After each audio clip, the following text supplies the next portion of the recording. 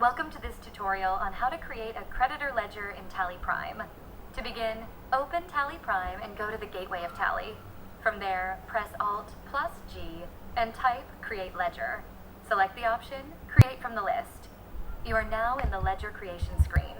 Start by entering the name of the creditor, such as the supplier's company name. Next, in the underfield, select Sundry Creditors as the group. This ensures that the ledger is classified correctly for accounting purposes. If applicable, enter the mailing details, GSTN, and PAN of the supplier. Under Maintain Balances, bill by bill, choose Yes. This enables tracking of outstanding bills and payments. Set the opening balance, if any, along with the correct credit or debit indicator. Once all required information has been filled in, press Ctrl plus A to save the ledger. Well done. You have successfully created a creditor ledger in Tally Prime. Thank you for watching.